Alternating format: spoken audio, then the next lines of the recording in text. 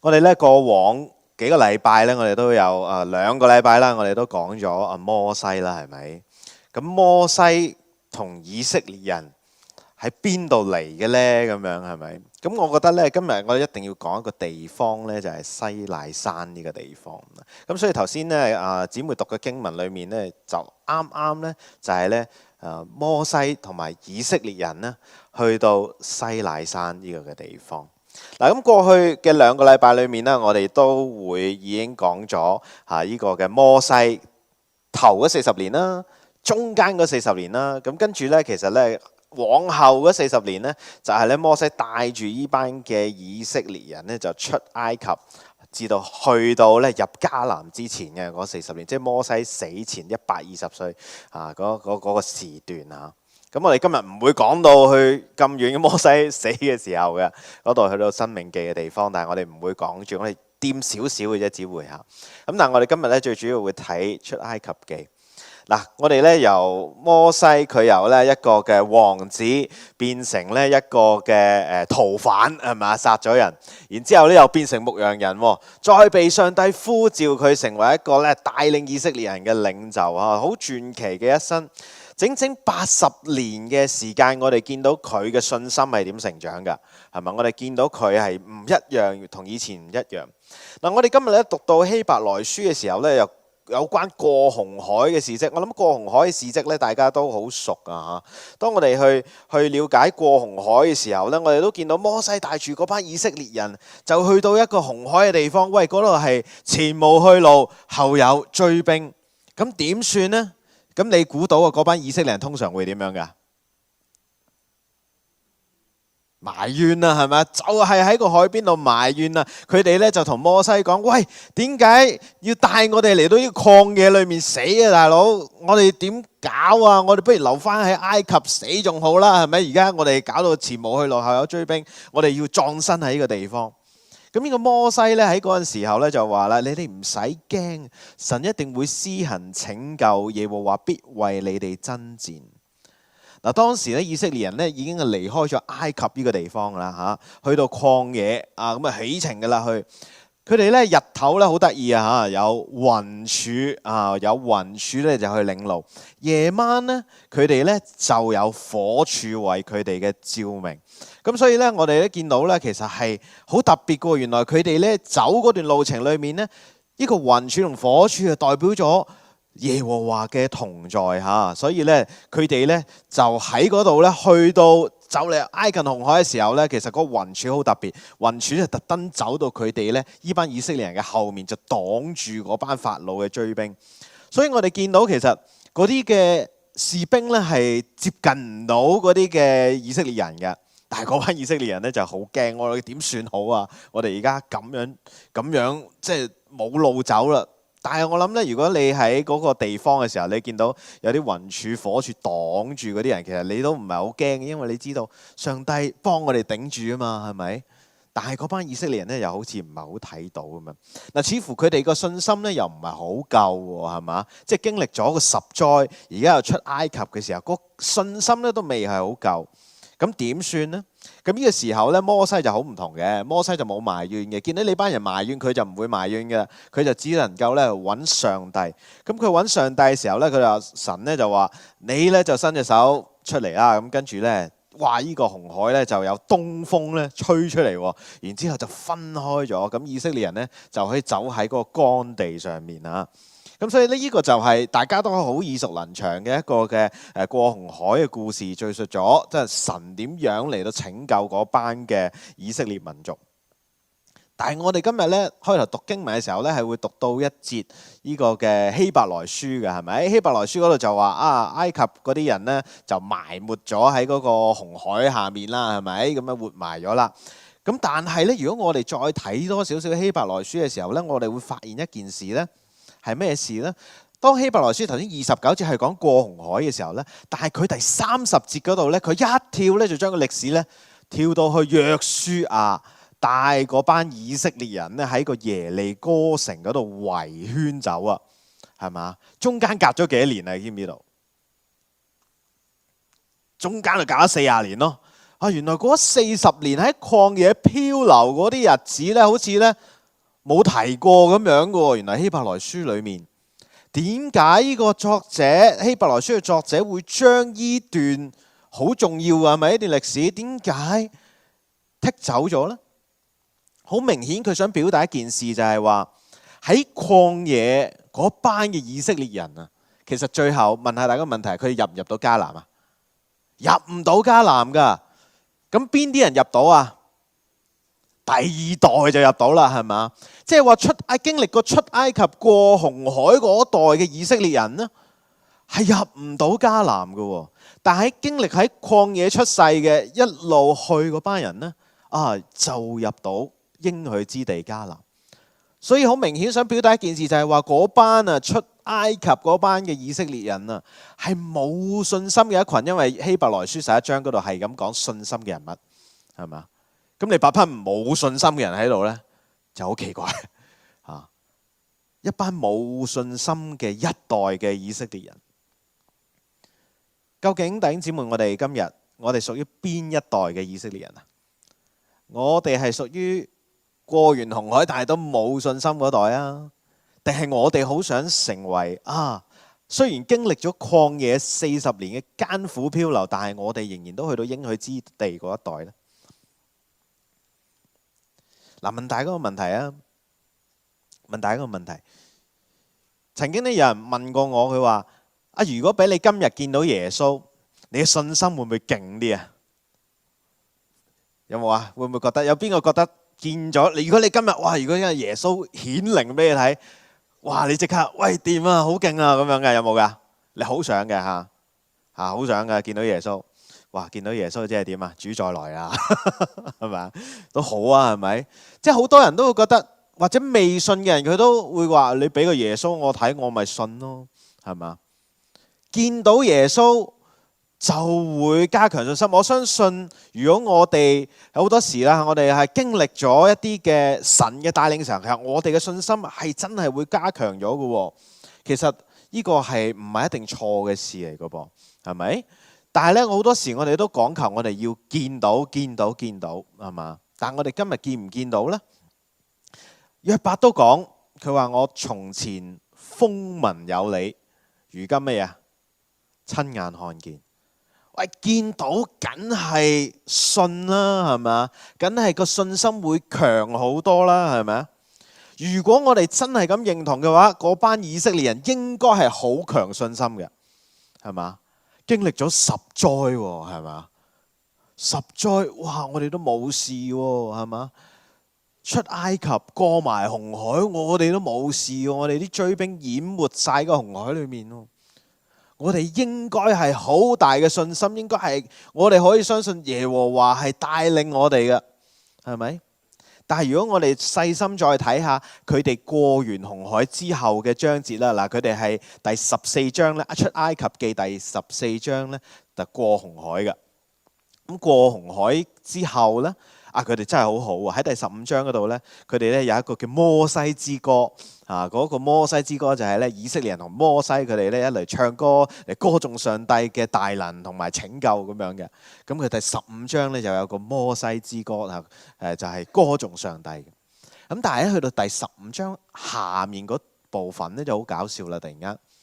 突然間咧佢哋去到一個叫拉馬嘅地方，佢話嗰度啲水咧好苦啊！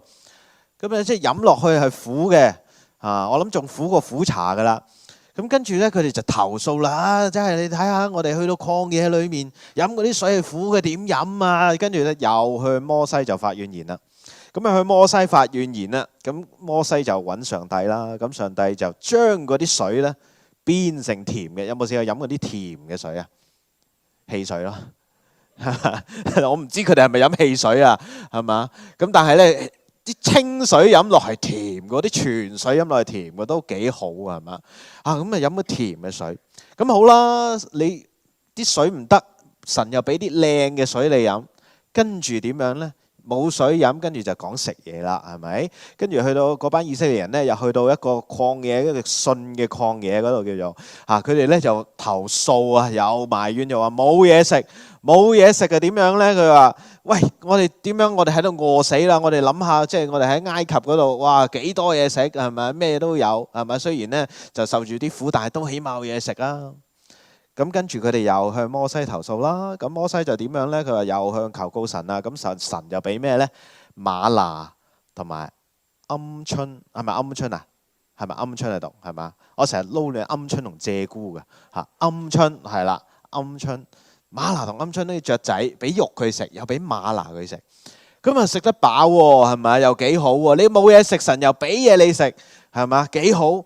然之後呢，又冇水飲啦，又嚟過咯喎！去到第17章嘅時候咧，又話冇水飲，咁於是乎咧，又向摩西投訴啦。摩西又求告上帝啦，咁神就叫你你敲嗰個磐石咧就會出水噶啦，咁樣。咁於是咧，摩西就敲一敲個磐石，哇！有水流出嚟，幾好啊！嗬，神幾好照顧啊！冇水飲有水飲，冇嘢食就咧有嘢食，係咪？有追兵就幫你擋住，你要過紅海又幫你過。幾好啊！照顧到無微不至，經歷咗咁多嘢，呢班以色列人係咪應該好大嘅信心啊？比起就咁見耶穌，我覺得仲犀利喎，係嘛？一次又一次喎，但係佢哋卻唔係咁啊！佢哋嘅信心好似呢仲未夠咁樣，所以神要不斷俾佢經歷神嘅恩典咯。你睇下我可以做呢啲，神就話你依樣嘅，你睇下我可以做呢啲。但係點解你哋睇嚟睇去，你睇到㗎啦，係嘛？都未夠嘅咧？點解係咁樣嘅咧？弟兄姊妹，我哋係點樣經歷神嘅帶領㗎？我哋係點樣經歷㗎？我哋有冇嗰種過紅海咁犀利嘅經歷啊？我相信咧，未必過紅海嘅，我哋係嘛？即係過海底隧道，紅磡海底隧道就可能有。過紅海嘅經歷真未必有，但係我諗咧，我哋即係好多人好平凡嘅一生，我哋都經歷過恩典嘅啫。其實係嘛？當你細數翻你自己過去點樣經歷上帝嘅時候，其實你應該可以數到好多恩典嘅。我最近咧就要即係去了解弟兄姊妹啦，有好多咧揾翻我以前嘅導師啦。其實我好中意咧同佢哋傾偈，特別係年長啲弟兄姊妹傾偈㗎。因為佢哋嗰個經歷啊，佢哋個生命咧係咧可以話得好多好多故事俾你聽嘅，所以我唔會嫌佢哋長氣嘅。最好你講多啲俾我聽，因為咧從你去講多啲嘅時候，我哋見到上帝喺佢身上面有啲咩作為。佢哋會講下咧細細個嗰陣時咧係點樣成長㗎啦，屋企可能好貧窮啦，爸爸媽媽好努力賺錢啦，好辛苦先供到佢哋過嚟美國讀書啦。然之後佢哋過嚟美國讀書咯，又係窮學生嚟嘅喎。窮學生又點樣咧？窮學生又要打幾份工啦，洗廁所做埋啦，乜嘢都做啦，係嘛？總之咧揾到錢就要讀好嗰啲書，然之後讀好啲書咧又好早結婚㗎，好早結婚又生小朋友，生小朋友咧又面對好多困難，面對好多困難嘅時候咧神又俾佢哋經歷咗好多嘢，好多嘅恩典，於是佢哋一路一路係咁成長。好中意聽佢哋嘅故事，因為每個人都好唔同，有機會可以去，你都可以同我分享下。咁我自己有咩故事？其實我覺得我一生人冇乜過紅海咁勁嘅經歷喎，係嘛？我最大嘅經歷或者咧就覺得最困難嘅都係讀神學嘅時候啫，又唔係啲書難讀。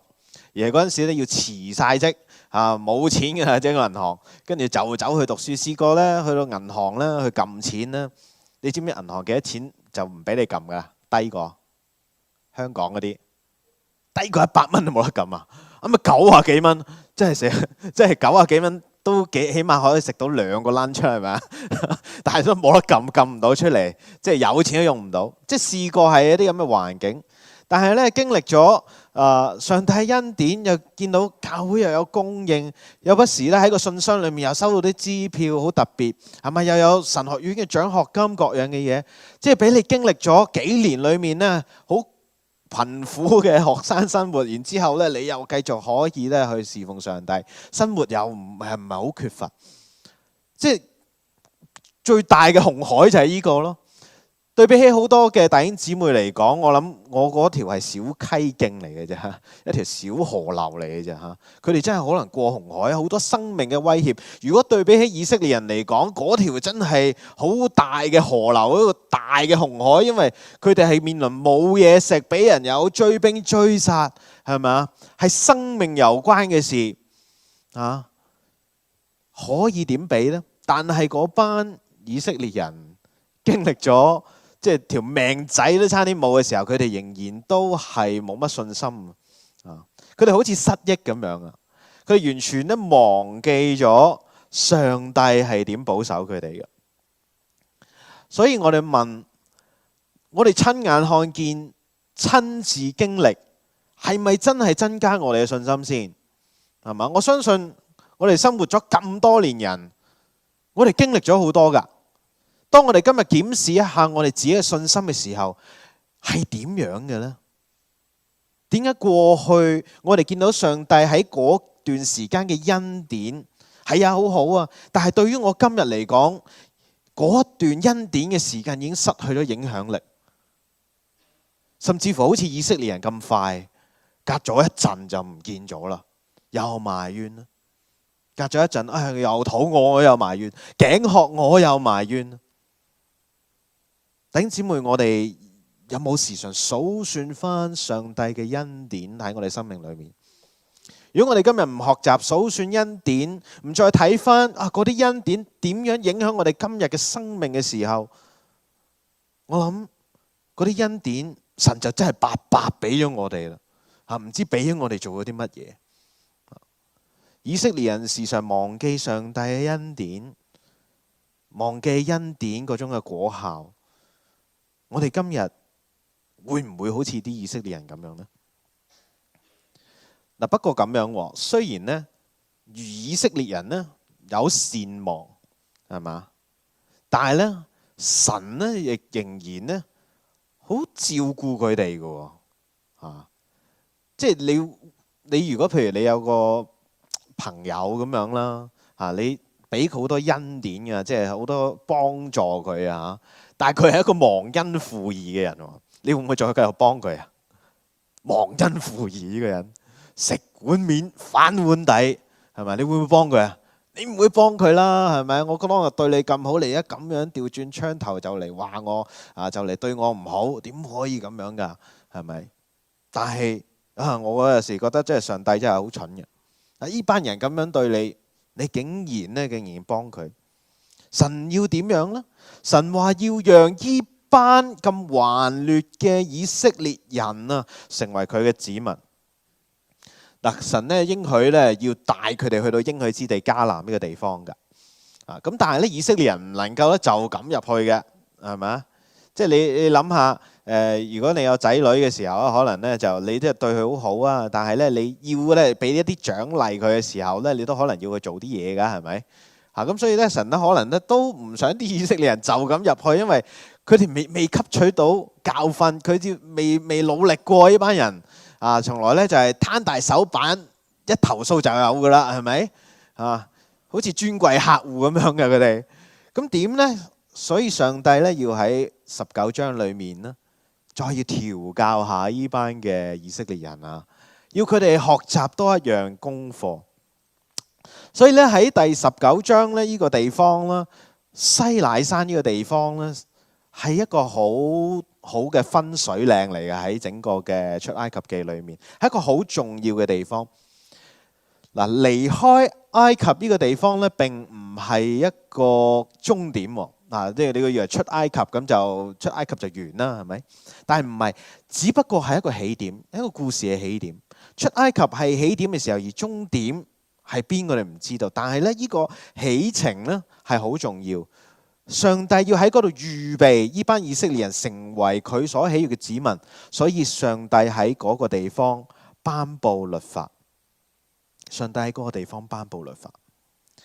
西乃山呢個嘅地方咧喺呢個嘅第19章去到24章嗰度咧，其實有一個主題㗎。呢個主題好重要嘅，呢個主題咧就叫做咧恩典同埋律法恩典同埋律法。咁嗰度咧出埃及記嘅19章4至6節，佢咁講嘅喎，佢嗰度嚇。如果你哋咧真係你哋嗱你摩西嗰陣時咧就見咗上帝啦嚇，神就話咧你要咁樣咧去話俾雅各家聽，對以色列人講我向埃及人咧所行嘅事咧，你哋都睇到啦。如鷹將你哋咧背起翅膀上面，帶你哋咧嚟到歸我。如今你哋若果真係要聽從我嘅話咧，遵守我嘅約咧，就要喺萬民之中咧作屬我嘅子民，因為全地都係我嘅。你哋要歸我作祭司嘅國度，為神聖嘅國民。呢啲話咧，你摩西咧要話俾啲以色列人聽啊。神喺度頒布律法有一個目的，就係要依班嘅以色列人成為屬佢嘅子民。神要呢啲以色列人同佢立約。點解要立約啊？立約係要加強佢哋嘅信心，就話俾你聽，我同你有一個嘅約定，我同你一個約定，所以你可以放心做我嘅子民。嗱，我哋會問你點解要立約呢？係咪立約？我諗咧好多時，譬如話有時啲約定啊，約你幾時食飯咁樣咧，你唔寫低就唔記得㗎，係咪？而家啲人用嗰啲 Google Schedule 啊嗰啲咁嘅嘢㗎嘛，係咪？我啲好 low tech 㗎，從來都唔識用嗰啲，所以我有時都要自己 mark 翻低咁樣啦嚇。咁你寫低咗啦，就你會容易記得啦嘛，係咪？咁所以咧，因為人係好善忘，所以咧有份約係好好嘅。我諗咧大家都有買過保險係咪啊？一定有保險㗎，你喺美國生活係咪？如果你對自己嗰份保單係一無所知嘅時候咧，其實你都幾麻煩㗎嚇。你其實買一份保單，其實你又唔知係保乜嘢嘅，咁即係你買嚟都冇用㗎嚇。其實都係咁樣。咁我咧做傳道人之前咧，其實咧我係咧喺一間保險公司裏面咧做保險賠償嘅所以咧大家都唔係好想見到我嘅。因為一見到我就代表乜嘢？你出咗問題咯，所以你先會見到我嘅啫。你先會打電話俾我。哇，張生，我哋科足啊，你屋企哇水浸埋你屋企就咁樣啦。所以唔係好想見到我嘅。咁然之後咧，我冇做保險賠償之後咧，我就去咗公證行咧，就做呢個嘅公證行叫做理賠師 （loss adjuster），係專係調查嗰啲保險究竟賠得啱唔啱嘅。究竟有冇人呃保險嘅係嘛？我就見過有人呃保險㗎走去報警㗎啦，我都會咁所以咧，我嘅工作裏面咧，成日都要睇嗰啲保單咁我睇到保單咪到好熟㗎啦所有啲咧咩保嘅唔保嘅，咁我都知道。你一打開啲保單幾廿頁咁樣，我一揭就揭到㗎啦因為我一定要熟過你，我先至做到我嘅工作。但喺我嘅經驗裏面，我發覺咧好多人咧買保險咧，其實咧係唔睇嗰張保單嘅。咁當然我自己都係嘅。我有時好信個經紀，我就話喂，得唔使睇啦，咁樣搞掂㗎啦。因為我自己又知係啲乜嘢嘛咁大部分嘅客戶咧打嚟問長問短嗰啲都係唔係好知自己買啲乜嘢嘅。所以到時我話俾你聽唔保呢啲唔賠嘅時候咧，咁佢就好啷禮，佢就好喂，點解咁樣㗎？買嗰陣時唔係咁樣㗎喎。唔係咧，買嗰陣時係咁㗎，你冇睇啫。咁當然啦，嗰個嘅保險公司或者嗰個嘅中介人嗰個 agent 咧，應該有責任講清楚晒嘅，係咪？講清楚晒，讓你明白晒你先買嘅，咁樣係咪？咁呢個係買保險中間嗰份 policy 咧，就好似一份嘅契約咁樣。我諗咧，如果用保險做一個比喻嘅時候咧，神就好似一個嘅保險公司。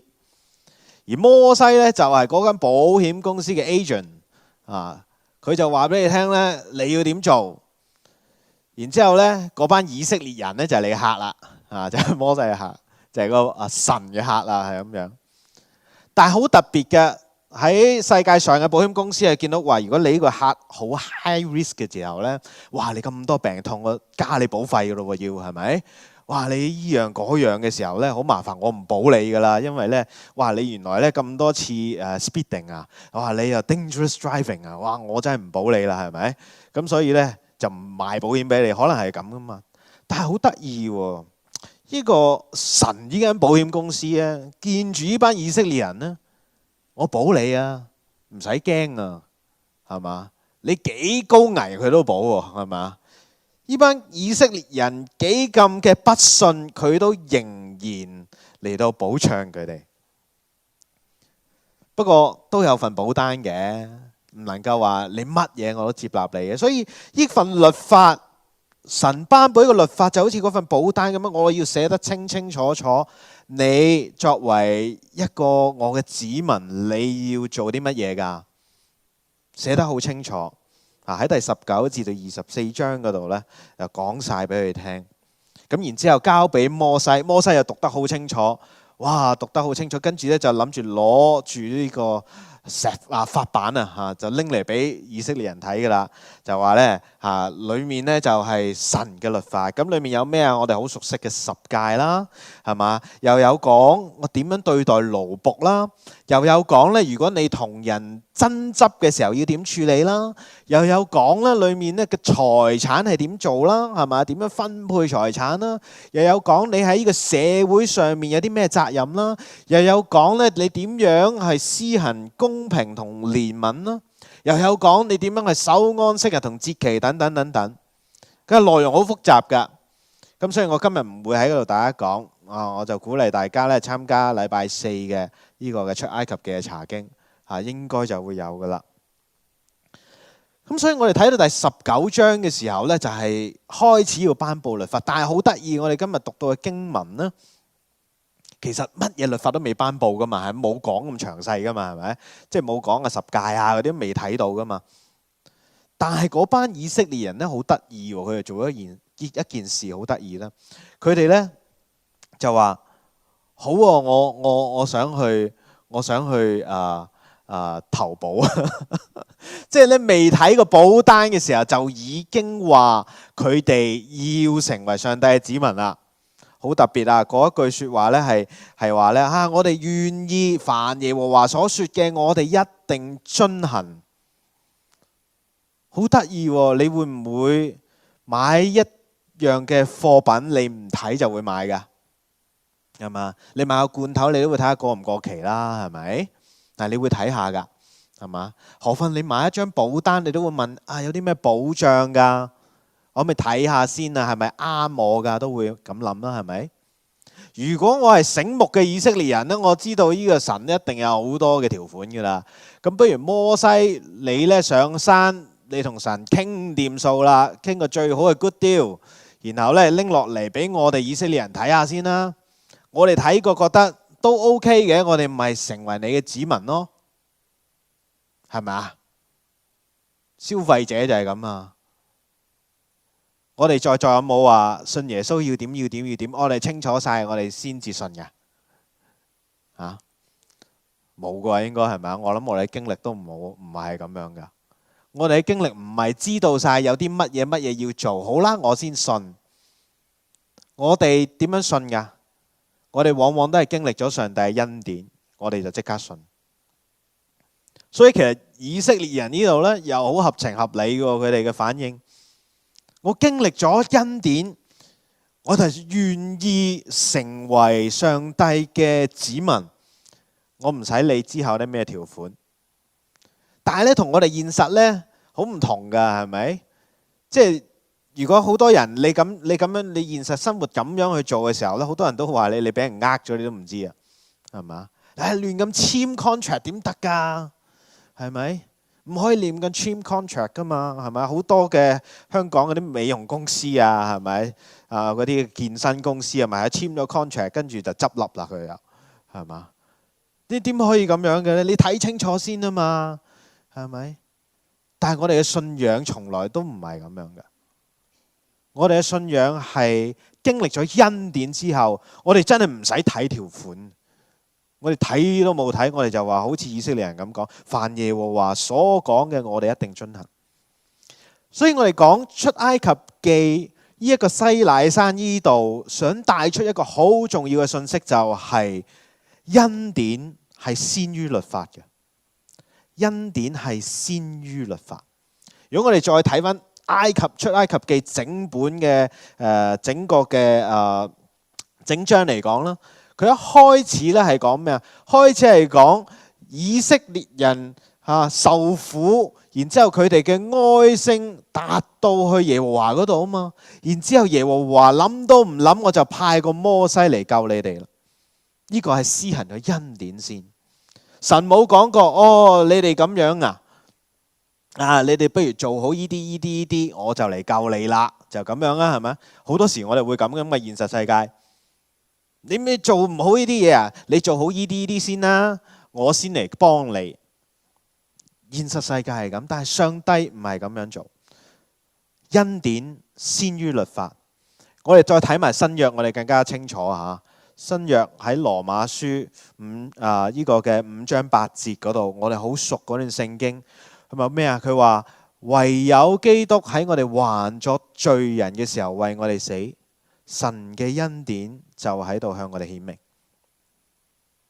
唔係要我哋做好咗先，神先拯救我哋，係我哋仍然喺罪裏面，神願意先犧牲自己。恩典先於律法。我哋頭先睇嘅種種，全部都係恩典嘅先於律法，係嘛？你哋投訴冇嘢食、冇水飲，要過紅海，全部都恩典行先。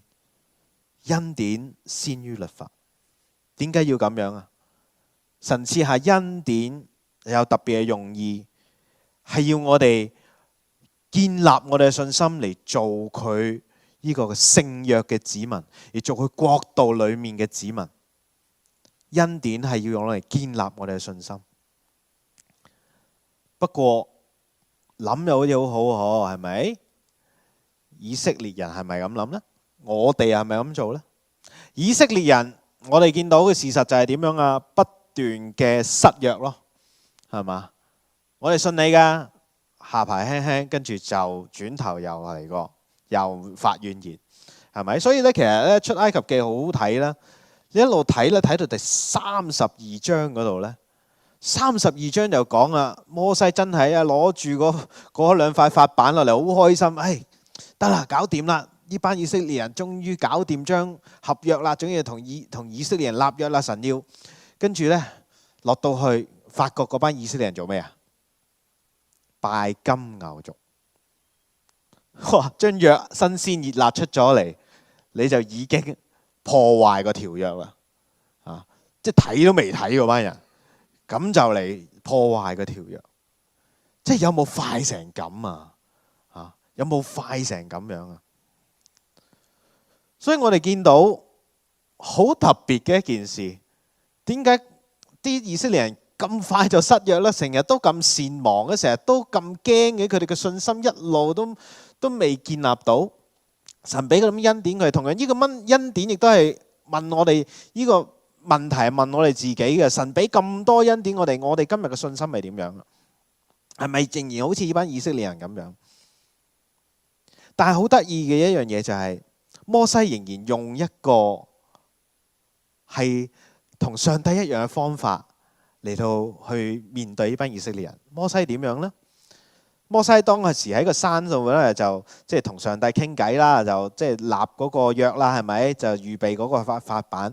跟住神就話：喂，你要快啲落去睇下班以色列人啊！佢哋唔係好掂啊！佢哋開始又離棄我啦。跟住你知唔知摩西點回應啊？摩西睇都未睇嗰班以色列人衰乜嘢啊！馬上為嗰班以色列人求情啊！求你開恩啦！如果你帶到我哋出嚟，又擊殺晒我哋，人哋咪笑我哋咯！求你憐憫呢班以色列人啦！摩西都係恩典先於律法，神可以馬上懲罰佢哋啊，係咪？咁啊，當然神係會救班以色列人啦。摩西又求情咁樣，係咪？咁所以其實跟住律法就嚟啦。摩西就帶住一班人咧，落到去之後見到佢哋咁叛逆咧。就咧揾咗啲利未人出嚟懲罰佢哋啦嚇，又死咗好多人啦，真係有懲罰㗎嚇。神都唔係話下下你埋怨咧，佢就話俾你，神都會懲罰你，因為個約已經立咗出嚟啦，裡面已經講到明有啲乜嘢你係唔可以做。不過咧，我諗以色列人咧係真係好好彩，即係行運啊！點解咁講啊？拜完金牛族，差唔多我拜咗另外一個神噶啦。上帝仍然喺第34章出埃及嘅34章嗰度啦，同佢哋重新立約。哇！有冇咁蠢啊？上帝，你仲信佢呢班人係嘛？你會唔會同呢啲人來往啊？呃完你一次又一次係嘛？我諗你生命裏面咧，如果見過呢啲人咧，你以後都走夾唔唞都見到嘅。但係上帝仍然中個頭埋去。即係啲父母咧，如果見到你個女俾人呃咧，好心痛㗎嚇！你點解又呃我女啊？女你做乜咁痴心啊？嚇，係咪？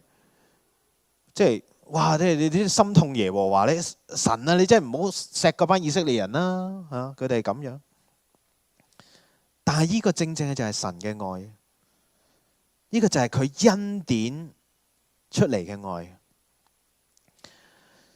嗱，弟兄姊妹咧，我哋從一個好宏觀嘅方式嚟睇咗出埃及嘅由頭到尾啦嚇。咁啊頭先由頭有講過，尾又講過，我哋好着重講西奈山少少嘅部分。但我哋今日又講信心喎，係點樣呢？嗱，今日咧嘅段落裏面咧，其實咧出現咗三個人啦，三個人物啦。第一種係以色列人，第二種咧係摩西，第三個咧就係耶和華，係咪？如果我哋將佢哋嗰個比較咧擺出嚟嘅時候咧，我哋覺得好特別係嘛？以色列人出紅海又發怨言嚇，啲水係苦嘅又發怨言，冇食物又發怨言嚇，冇水飲又再次發怨言，然之後咧又拜金牛族。係嘛？但係摩西，你見唔到佢每次嘅回應係點啊？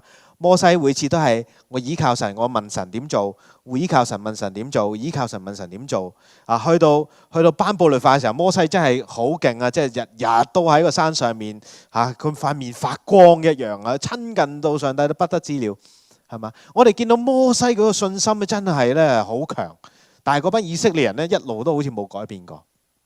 我哋睇埋上帝。上帝係點啊？你要過紅海，我分俾你；你要水啊，要嘢食，個全部俾晒你嚇。我要同你立埋約添。我哋睇落去嘅時候，其實好特別，將佢哋擺埋出嚟嘅時候，我哋見到一樣嘢就係以色列人經歷咗咁多嘅恩典，但係佢哋冇成長過。但係摩西就好唔同啊！摩西係不斷嘅成長，越嚟越親近上帝。好似咧有一次我聽 Kenny 長老咧佢分享嘅靈修分享裏面，佢話咧摩西前嗰40年咧係用自己嘅能力嚟救以色列人㗎嚇，都想救人啊嘛，所以殺咗個埃及人咯啊！但係佢想救佢嘅同胞。但係往後嗰40年咧，佢唔再用自己方法，佢用上帝嘅方法，佢依靠上帝，不斷嘅詢問上帝，我點樣可以幫助呢班以色列人？摩西嘅成長係好唔同，但係以色列人冇成長，所以我哋見到一個咁大嘅對比嘅時候，我哋會問一樣嘢：我哋今日我哋有冇做一件事，就好似摩西咁樣？當佢睇過咁多上帝嘅恩典嘅時候，佢越嚟越確信上帝係可靠，佢越嚟越依靠上帝。我哋弟兄姊妹，我哋今日會唔會可以數算翻上帝俾我哋嘅恩典，以致到我哋嘅信心係越嚟越大呢？所以第一樣嘢，弟兄姊妹，我哋要數算恩典，依靠上帝。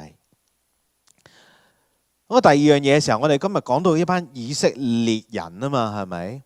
咁我哋作為一間教會嘅時候，我哋究竟係一班小信嘅以色列人呢？定係嗰一班佢哋將來可以入到迦南嘅以色列人呢？你知唔知道嗰班以色列人唔止頭先咁少嘢嘅喎？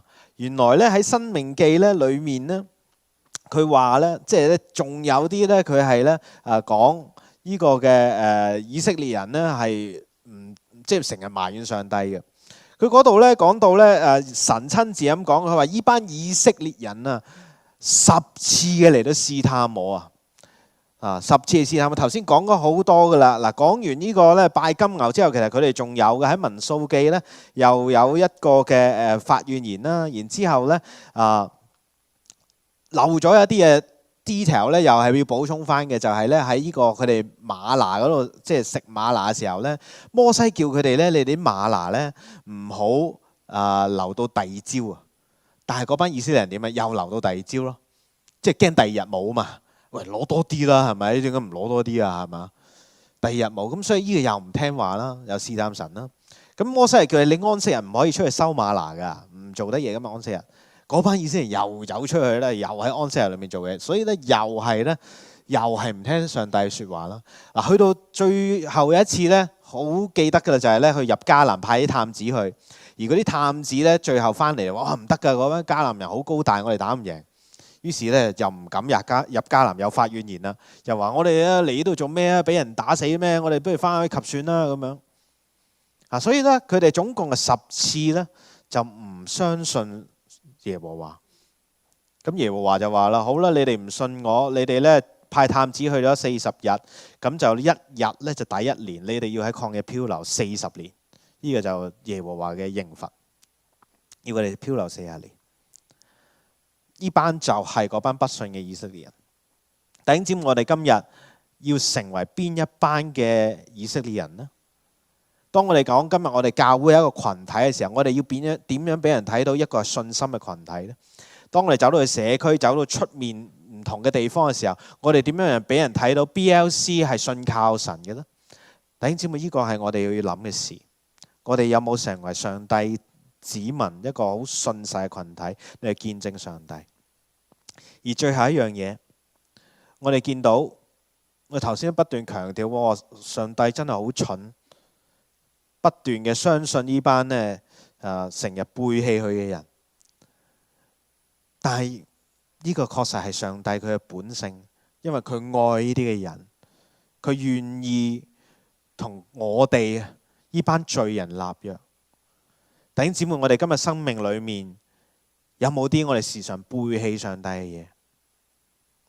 我哋一次又一次嘅離棄咗上帝，但係我想話俾你聽，上帝係一次又一次嘅，佢想修補翻個約，佢要重新同我哋立約。